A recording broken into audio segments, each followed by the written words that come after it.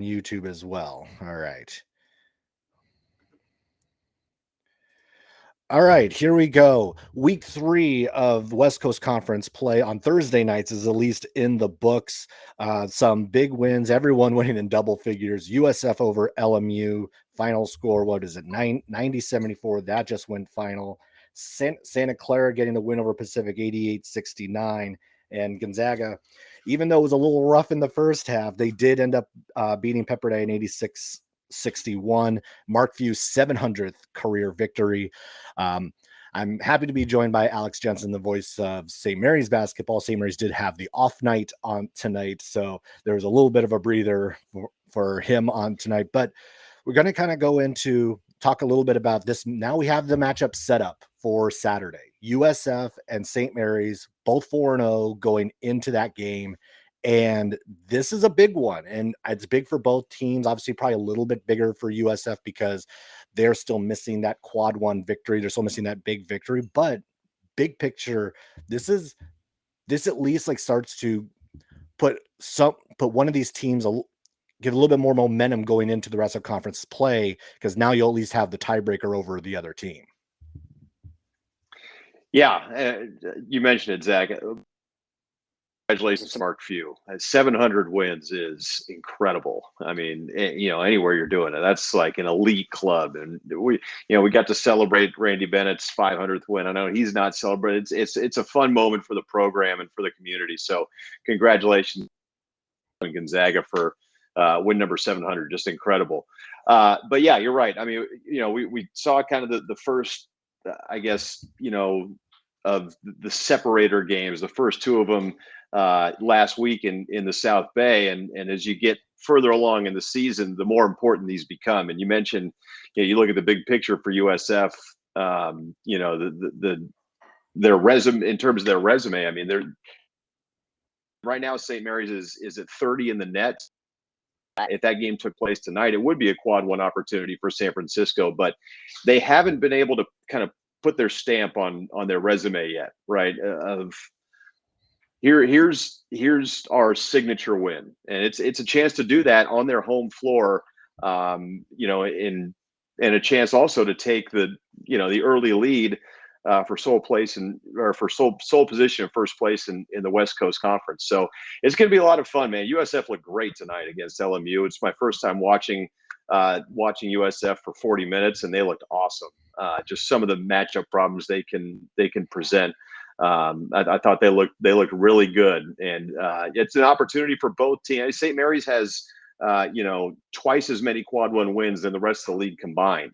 And for Santa Clara, I don't know what Oregon losing tonight is going to do to that win for the Broncos, but that's the only other quad one win in the league. So it's a massive opportunity for USF, and for St. Mary's. You look at this game as really an opportunity to take a pretty, I don't want to say mid-sized leagues. We're so early here, Zach, but boy, if you get through the first 4 out of your first 5 on the road, and you win at Santa Clara and you win at USF, you're sitting in a pretty good position. So yeah, it's big for both teams, no doubt. And that's what I was thinking about, because if they get if St. Mary's were to get that win on Saturday, then you do have already the 3 of the 4 toughest road wins probably already in the books. LMU in that week 1 matchup, last week against Santa Clara, this week with USF. You already have like those 3 on the road, and you're feeling a lot better coming home against each of those 3 teams as we get deeper in the conference play. But this team has been rolling over the last month or so. St. Mary's has won 10 of the last 11. That includes the win at Colorado State. And a lot of it really does seem it's been the play. The real big difference has been the play of Augustus Marshallonis and then Josh Jefferson, who have been like the 2 big ones. Luke Barrett also amongst that group, who have really kind of stepped up. Just kind of like as you've been courtside for all of this, just seeing how have they been just interacting? Because it just seems like they're now on a different level since they've something's clicked. Yeah, those are definitely the 3 guys. I'm glad you brought up Luke Barrett in that mix too, because I really felt like part of what left over from last year was, okay, how is the bench going to be resolved now? Who's going to be the first guard off the bench? And last couple of years it was Augustus Marshallonis. It was a role that he handled pretty well. but who's going to be the guy coming off the bench that you can count on? And Luke Barrett has really taken that role and run with it ever since that Colorado State game. And with that, the rest of the St. Mary's reserves have kind of fallen, settled into their roles. Chris Howell has played well over the last couple of games. Harry Wessels has been really good over the last couple. They probably don't beat LMU, the Gaels, without Harry Wessels in that game and the size that he gives you. And then Mason Forbes kind of gives you a nice little check 4 and the 5. So I think Luke Barrett. I'm glad you brought Luke Barrett up. And the other one is, listen, Aiden Mahaney's playing well, since conference play started. He went through a little bit of a sophomore slump there, toward the end of non-conference, but ever since that San Diego game, he looks like himself again. He's playing with confidence. He's shooting the ball well. He's become a better passer this year. I think he's much better on the ball. I think he's added that to his game this year. Better, his vision once he gets inside, just little pocket passes. Working off the pick and roll, and I think he complements really well in the backcourt in that way. But I think you're right. Those 3 guys, and then I heard Randy Bennett say it after the Santa Clara game. When things weren't going well, and you kind of liken it in a smaller sample size to that COVID year. When St. Mary's lost Alex Dukas, lost Lemmet Bachler, and they really had to, form that gritty, not pretty identity, right? Well, when things weren't going well early this year, they became an team, one of the best rebounding teams in the country, and they became, again, this group of 5 formed a very, a solid defensive identity, even with losing their 2 best defenders, arguably. I think Mitchell Sapp deserves some praise in there too. He's one of the best defensive 5s on the West Coast. But they've formed a defensive identity as well. And in time, that offensive identity has come around. Last 6-7 games, Zach, they're averaging like 20 assists a game. So I think those 3 guys improving has a lot to do with it. But I think everybody else needed to improve as well. Mahaney, everybody. And as the season has gone along, as we often see with that has come to fruition, at least to this point. They got to keep it going.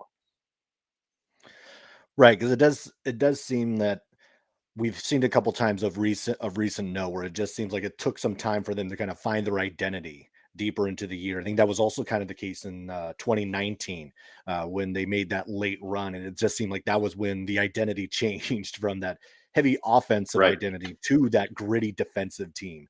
And so we've seen this kind of like ebb and flow of St. Mary's teams of the last 4 or 5 years, this happening.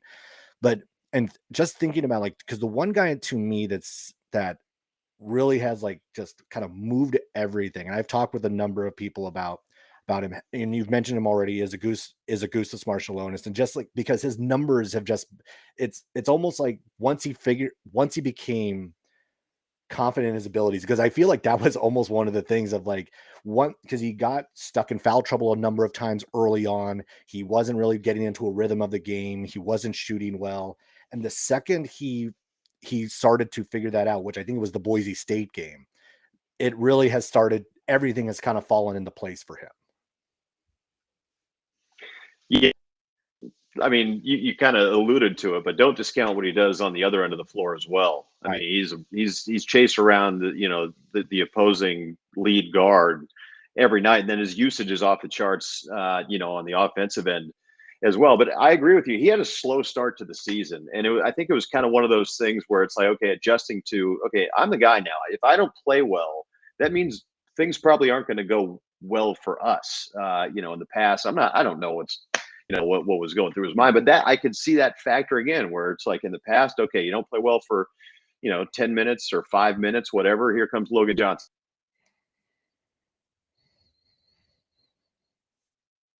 You're the guy, and it just takes some, especially when you're the point guard, it just takes a little bit of time, to figure out who you are as in that lead role. And this coaching staff has always believed that he was a better shooter rather than his numbers would indicate. He's shown that over the last couple of months. But I mean, you hear it all the time in college basketball, right? Guard play separator, and it's not the determining factor for whether you have a good team or not, but it sure goes a long way. And for the guy with the ball in his hands, and getting people in general. For him to improve as much as he has since the start of the season, I agree with you. It's a big reason that the St. Mary's offense has taken off in the way it has. And Joshua Jefferson is a big part of that as well. And maybe you were going to get to him next, but just the way he can facilitate from his position. He's a very good rebounder. It's taken him some time as well. So, but I agree with you. Marshallonis, when he took his game to the next level, when he became comfortable in his role, everything else kind of trickled down from there.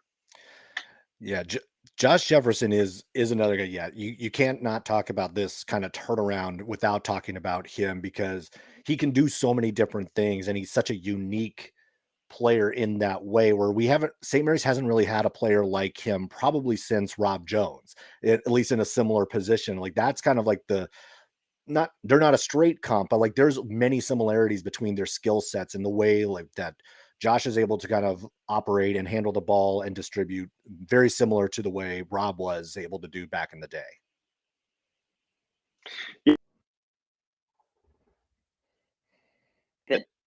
He's such a different player than Kyle Bowen.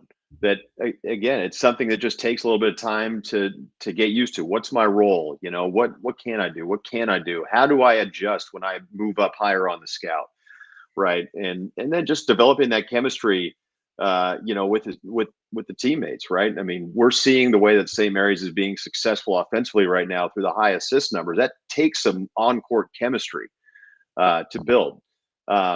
But you're right. The Gaels haven't had a player like this in a long time. Somebody that can grab a rebound, bring it up in transition, bring the ball up the floor, initiate the offense from his position at the four. A physical matchup that's tough to deal with, especially when you take into account his skill level.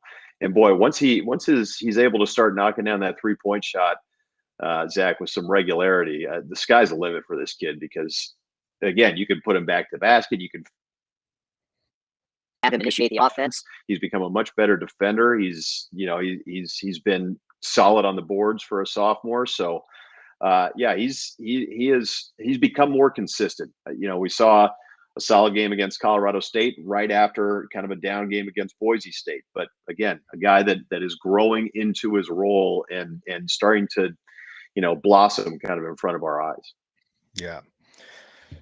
So let's start to look forward and look at this USF game, because you mentioned it at the start that this was the first time you got to really see this team and what this USF team has to offer. I mean, you've kind of like probably heard some of the anecdotes from either coaches or people around at the games about what this USF team might be. Now that you've kind of gotten to see them, as you start to look at matchups of what you might see, like what are some of what problems you see that, or matchup difficulties that might come up in this game? They're impressive. There was tonight against LMU. I mean, you look at the box score, right? Jonathan Bobo, obviously his 5th straight double-double, but 23 assists. They were out rebounded tonight and still had 52 points in the paint. Their offense was clicking on all cylinders. They did it from all 3 levels, and they shared the ball, as I just alluded to. I think that's number one. I mean, they play as a team. They're clearly very well coached.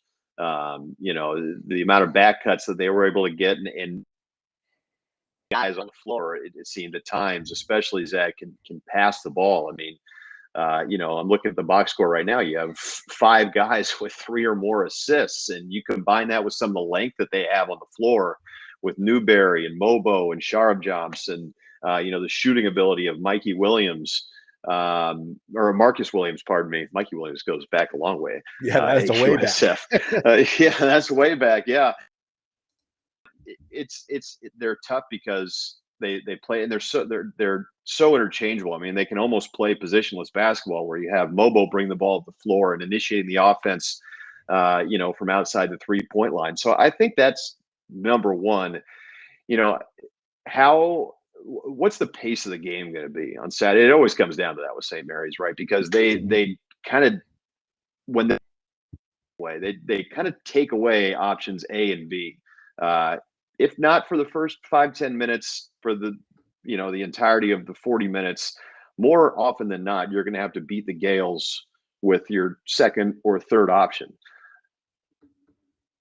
The way USF has been playing, that's a decently reliable option, right? When you share the ball like that, it just gives you the opportunity. You can shoot, gives you an opportunity to beat teams, in different ways. One fascinating matchup. I think there's two of them actually.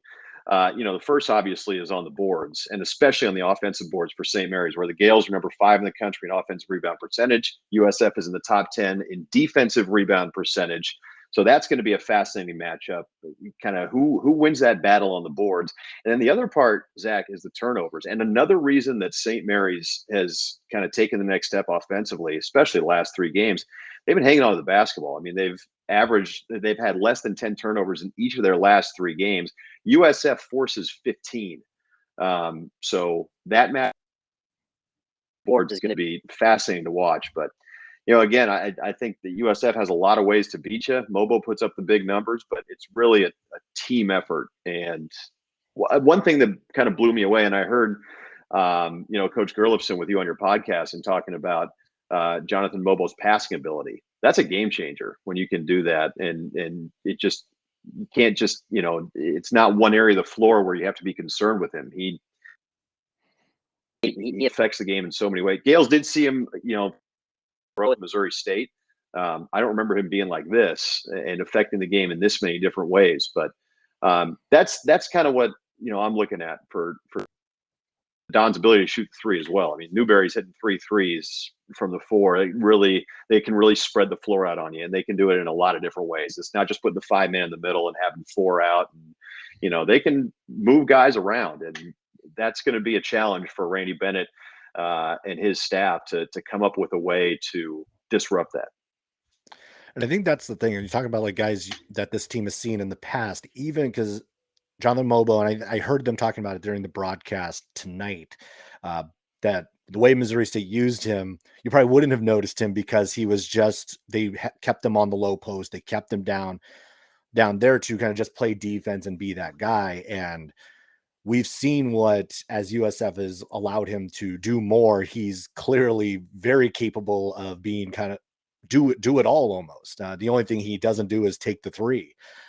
And I do think that that's going to be a big challenge. To me, it feels like that's probably at least initial assignment. That's going to be Jefferson to kind of pull that one just out of just athleticism. He's going to be the only one athletic enough to kind of go in and out with them, because I don't necessarily see Saxon being able to move in and out with someone who's as fat, as mobile as Mobo is. Yeah.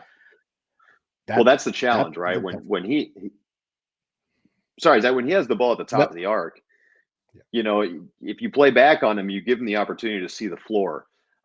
If it were me, I actually think I would go Saxon, because I think that his length gives him a chance to maybe erase some of those windows. I agree with you on the athleticism piece, but I think Mitch is deceptively athletic side to side, and again, his length will affect.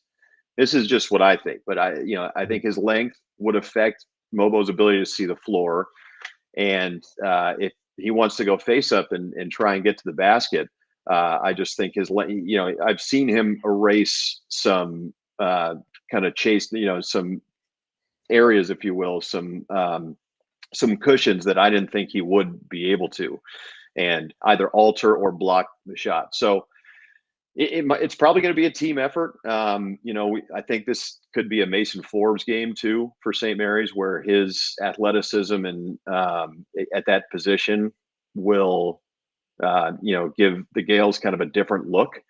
But it's going to be fascinating to see.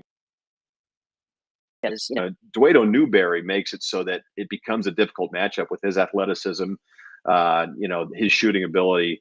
So it's going to be an decision for Randy Bennett what they decide to do there, because that's obviously whoever you put on Jonathan Mobo is going to have a huge effect, good or bad, on the outcome of the game. Yeah, this USF team, I think, is good. Just creates a lot of matchup problems. Also, because they are maybe one of the deeper teams that St. Mary's will have seen all year long. This is a team that can legitimately go 9-10 guys deep onto their bench, and you don't lose a whole lot from that. Which I think that's another thing that's been, that at least for USF teams of the past, is very different from what we have seen. A lot of times USF teams might be able to go 5, 6, maybe 7 deep.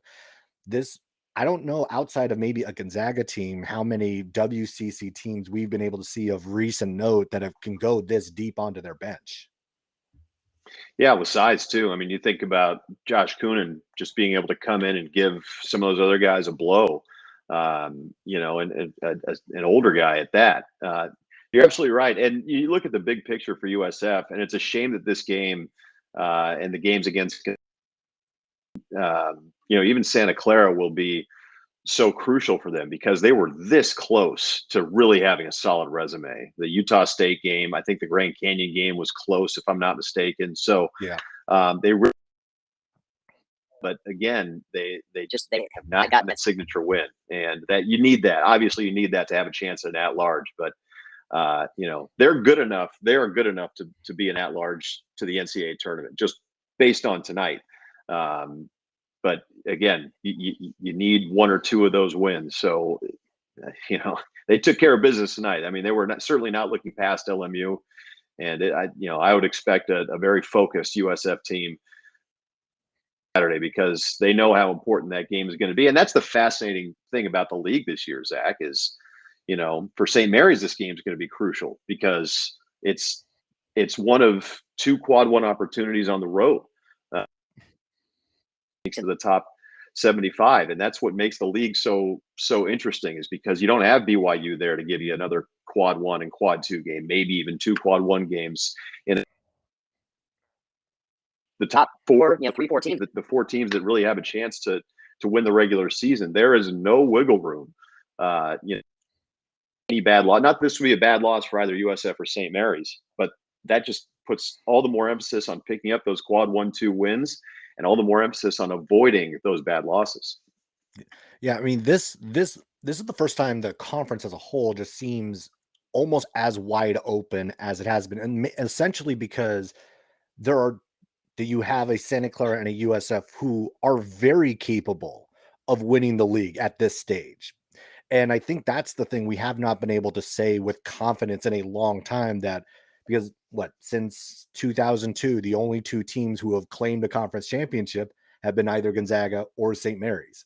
That is it. Yep. And even BYU had been in that conversation from year in a few different times, but even they couldn't break through on that front. And this feels like the time in which there's greater chance of it happening that someone else could, which makes these games that much more pressure packed because they are going to actually mean something when we get deeper into February, deeper into March.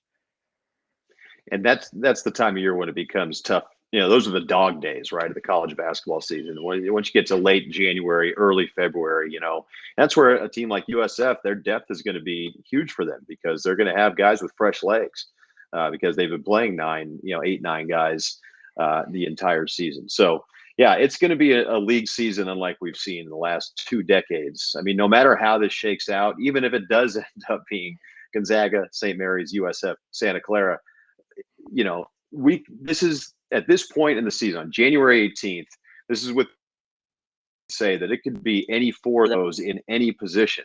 With the most certainty we could say, the certainty was almost zero in years past. But that's what's going to make this league season so much fun to watch. Is it's a league season unlike we've seen in a long, long time. And I mean, with this St. Mary's team, it almost seems like that they have had almost 2 different seasons. We saw what the early struggles, the way they've been able to kind of rebound and be a completely different team now. Kind of talk about like just the vibe around the team right now, because it does seem just like they're carrying themselves differently now, like especially like as I saw them come off the court after the Santa Clara game, there's just a different level of confidence that they seem to have now that was not there a month and a half ago. Yeah, I mean, obviously with wins are going to come confidence, and I mean, the Gaels have been playing well recently over the last month or so. But I will say that even with the struggles, even when guys were struggling, there may have been, trying to figure out, okay, who's going to lead our huddles? Who's because Kyle Bowen and Logan Johnson were the two most vocal leaders on the team each of the last 2 years. So trying to figure that out, even with that, I never noticed any bad body language. Maybe, with going through some of those struggles for the first time in a long time, maybe a little bit of a lot, maybe, I don't know, but it was hard for me to see that. Everyone's still getting on the bus, pounding fists all the way back down. Even when Aiden Mahaney was going through his struggles, his body language remained, I thought it remained good. At least for his teammates, right? It was always all about picking each other up and instilling confidence in each other. And, I go back to what Brandy Bennett said about his early years at St. Mary's. The one non-negotiable thing about playing for him is be a good teammate, be a good person. And, I think that has helped get St. Mary's to where it is now. Just that kind of trying to pick each other up, have positive energy, be a group, a unit. And, again, we've seen some of the leadership roles, at least coming into this season, change a little bit, right? Alex Dukas has been a little bit more vocal. Aiden Mahaney, same thing. These guys weren't the main leaders coming into this season, or at least over the last 2 years. So again, just kind of figuring that piece out. I mean, and, you get as low as the Gaels got at 3-5, tied for the worst start under Randy Bennett through 8 games since his first year. Who would have told you, Zach? Would you have believed me if I would have told you that St. Mary's would have won at Santa Clara without Alex Dukas scoring a single point by 24? So I think it's just a testament to sticking with each other and remaining confident, even though things weren't necessarily going your way. I really think it started to turn in that Boise State game when Gaels came out, looked like they kind of weren't ready to play, weren't ready for what Boise, and then they made it a game in the second half, almost walked out of there. You play that game again now, it's a totally different 40 minutes, right? So, going through those struggles has helped make them who they are now, and they've been battle tested. They've gone through the down times. They've been confident. They've stayed tight, a tight knit team throughout all of that, which is much easier said than done. And I give them a lot of credit, for getting through those times and getting to where they are now. Yeah, this has been a roller coaster year for the St. Mary's squad. But it does look like, they're playing well right now. And obviously I know we both want that to continue and for them to obviously continue on those strong ways. Now and then I guess as I'm just thinking about this game on Saturday, we're not gonna go deeper into that game, but you've been around obviously this St. Mary's for a long time. I've been around St. Mary's for a long time. Who are some of the USF players that when you think about the matchups against them that stick out in your mind as far as some of maybe the thorns in our side over the years? Well, you got to start with Jamari Bouye, right? Gosh, that game at USF before that unbelievable comeback by St. Mary's. That first half, it was it didn't matter what you did.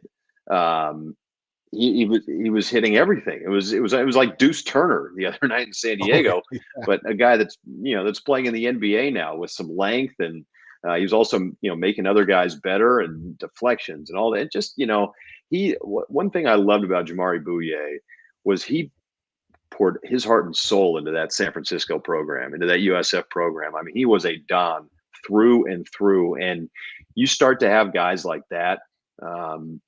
That's a program builder, man. Him, Frankie Ferrari, a guy that always seemed to play well against the Gaels, Nate Renfro, killed St. Mary's, with his length and athleticism. I remember Ronnie Boyce, if that name rings a bell, having a big game at USF. But I think USF and some of the great guards they've had for the past years starts with Jamari Bouye, Khalil Shabazz, the performance that he had, even though it wasn't against St. Mary's.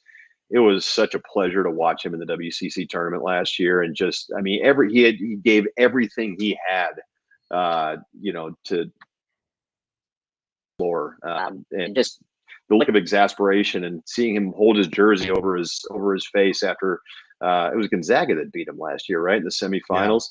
I just remember the performance that he had in that tournament and how he just left it all out there. Guys like him and Jamari Bouye and Frankie Ferrari, those are building blocks for an excellent program.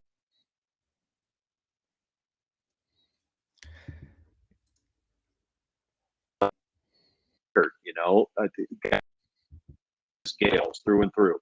Gonzaga, same deal. Matt Bolden, Dan Dickow, those guys are bulldogs, right?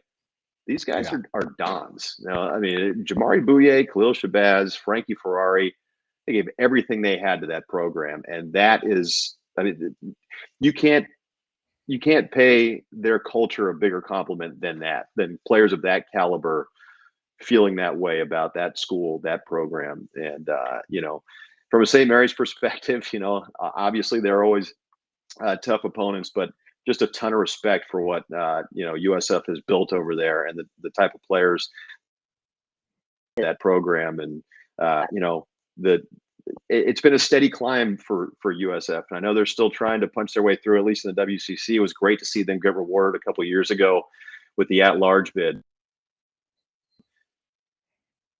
Program builder for sure, and you know, we'll see what happens on Saturday night. Maybe Jonathan Mobo will etch his name, you know, next to those guys in terms of guys that you hate to see if you're wearing red and blue. Yeah, I mean, you mentioned all those guys are great names, and one of the others that are one of them, you mentioned Khalil Shabazz's performance in the tournament last year. Like, it was in that game, the quarterfinal against Santa Clara, where I think it was about 6 minutes left, and Santa Clara was up, I think, almost by 10, something like that. They were up by a decent amount, and I looked at Shabazz, and you could just, the look in his eye said, "I'm not going home today." And we saw just that amazing performance toward the end of that game and into overtime. That was again to the point of like he bleeds green and gold. Yeah, like that. Yeah, that's you know, exactly. And you know, if you're a USF fan, I mean, that's those are program builders. You know, I mean, those are guys that lay the foundation. He and Bouye and Ferrari. I mean, it's in his reaction, Zach, coming off the floor, like he didn't want to take that jersey off. And it tells you everything you need to know about it just tells you everything you need to know about the culture that they've built over there at USF. And I have a ton of respect for him. All right. So Alex, you're welcome to hang on. I'm going to go through all the games and everything else. So I will let you go unless you want to stay and talk about the Zags for a little longer. Will I see you at the Hilltop I will be there Saturday. Fantastic. So yeah, I will see you there. Have to figure out. It's like, I think the last few times I've always had to sneak on. It's like the red and blue over the top, but I do have my grad alum, the green and gold, maybe hanging out underneath. So we'll see on Saturday, because at least I have the degrees from both places. Well, I guess yourself, right? Well, it's pretty clear, but but it's not totally upset if USF does pull out a win. Yeah, well, you know, I think a good USF, a strong group at the top is good for the league, and you know, hopefully that continues with Washington State and Oregon State coming in next season. Helps add a little depth. Obviously, losing BYU hurt, but you know, again, I think USF and Santa Clara, both of them have really risen to the challenge. And you know, Santa Clara back-to-back NITs and a couple of guys in the NBA now. And we just talked about what USF has been able to do, get into the tournament. So you know, I think they've both risen to the challenge, and it's been a lot of fun to watch this kind of Bay Area trio and these old. And that game, Santa Clara and St. Mary's last week, was the 240th all-time meeting between those two teams. I mean, it's just that's what college sports is all about. So I'm gonna let you go on, Zach, with the Zags and the game in Stockton. But I really appreciate you having me on, man. It was great to chop. One of these days when you know, I just drove back from LA today, as you know, so it's I'm getting a little tired, but one of these days I would love to do the whole slate with you, man. Sounds good. All right, yeah, we'll definitely hook up, and then I will see you on Saturday. Look forward to it, man. Thanks for having me, Zach. Yep. All right, so we know what the matchup is on Saturday. St. Mary's against USF. We will see what the opening spread is going to be for that, but this is going to be a great ball game. We know USF has been one of the most consistent teams. I think they've been the most consistent all year long. St. Mary's is probably the hottest team right now. Arguably you have the player of the year, Jonathan Mobo, with the Dons. We've started to see Augustus Marshallonis, Aiden Mahaney play some of their best basketball the last month or so. So this is going to be a fun matchup on Saturday. So again, quick, there were only a couple other games that happened tonight. Portland and San Diego was postponed due to the weather conditions up in Portland. For anyone up there, be safe, and hopefully everything works out well. Hopefully the storm passes soon. For Gonzaga and Pepperdine, so this game was a roller coaster of a game.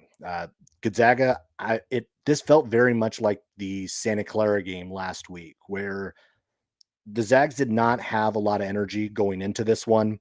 Graham Ike was really the only consistent source of offense early on. Anton Watson got into foul trouble. Pepperdine didn't look great, but they were figuring it out. They shot well from three. They were 6 for 12 from deep. Javon Porter had 13 and a half. It was a 40-40 game after 20 minutes. And yeah, I was having a little bit of fun with it on Twitter. But I was waiting for this to turn because this is Gonzaga and this is Pepperdine. In no way do I expect Pepperdine to have won that game. But it was really interesting to see just what the adjustments were going to be in the second half for Gonzaga. And it was the defense. The defense really stepped up there in the second half. They held Pepperdine to 29% from the field. And then the Zags really attacked the basket. They really put an emphasis on getting inside. They shot 70% in the second half. They were plus 20 points in the paint, plus 16 rebounds on the game. And then they were more efficient from three in that second half. They were 5 of 8 from three. This wasn't the greatest performance from them, but they ended up winning 86-61. So grand scheme of things, big picture, this was another win for the Zags. They do move up to 3-1 in conference. That one loss to Santa Clara is the one that's sitting there, but this was the week that they could get right. They had Pepperdine tonight. They'll have San Diego over the weekend. And very much like I talked about in week one, get these guys kind of on the right track, get them into a little bit of an offensive flow, and that should actually help this team kind of moving forward. And with that, like the Gonzaga schedule is going to get a lot harder as we get moving forward. They've kind of exhausted some of the easier teams, but again, you eliminate San Diego, you eliminate Pepperdine in the first 5 games, so that does mean you're going to be playing a little bit of a tougher schedule moving forward. And if my internet would actually work properly, here we go. So after they get through this week, they will be playing USF up at the Kennel next Thursday, and that's going to be a really tough challenge for Gonzaga, a really tough challenge for USF. USF has not won up there in a while, so it's going to be a hostile environment, and it's a must-needed game for the Zags. It is their first Q1 opportunity in WCC play when the Dons get up there, and we're going to see what sort of momentum the Dons have after Saturday's matchup with St. Mary's. And one of the challenges is, well, it's still their depth. Gonzaga's depth was really tested, it felt like, in that first half. Anton Watson ended up in foul trouble early, and he had to come out. Ben Gregg started the game, which was a shift in the starting lineup. Ben Gregg started. Dusty Stromer came off the bench. And and we've seen fewer and fewer minutes from Dusty Stromer over the last few games. And I've mentioned it early on as like he got put into a tough position because he wasn't supposed to be the starter. That was supposed to be Steel Venters. And the fact that he had a lot of responsibility dumped onto him immediately wasn't going to be the best for his situation, because it's not like that he wasn't going to be able to play well, and he played well early, especially defensively. He started to find a rhythm offensively a little bit, but it has been a struggle more over the last few weeks. And we've seen some of the, especially as Gonzaga has needed some of these games and needed to play a certain way, he has gotten less and less playing time.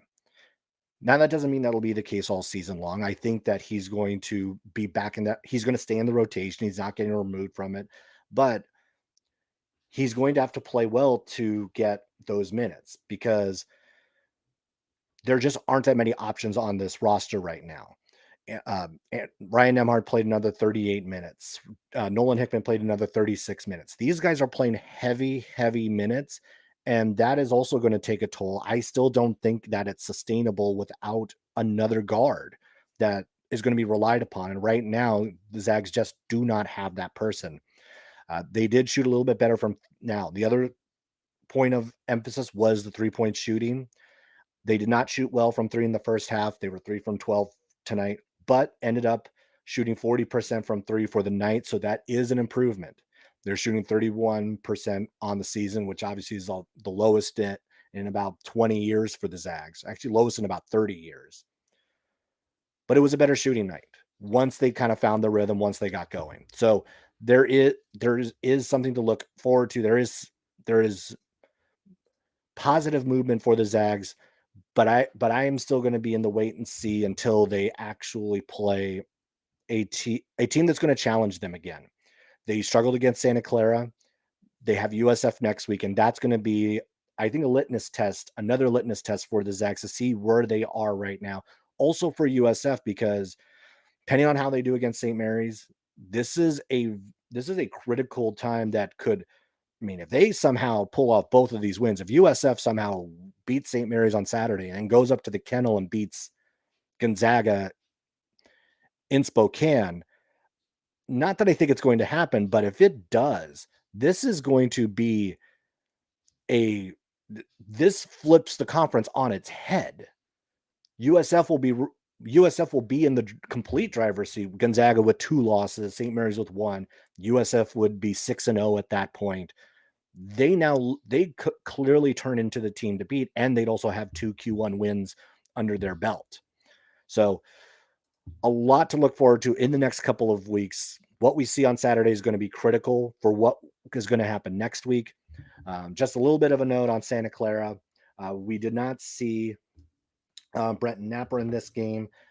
So we'll have to kind of check in to see what the situation is there. But Johnny O'Neal had 23 points. He was 6 for 10 from 3-point range. Their win over Pacific moves them to 4-1. So we really have a log jam there at the top of the conference, as we kind of expected. 1, 2, 3, 4. You have 2 4-0s. You have a 4-1, and Gonzaga sitting at 3-1. This is going to be the group all season long. This is going to be the group that is going to be stuck together, I think, until the last couple of weeks, when we really start to see some separation between these squads.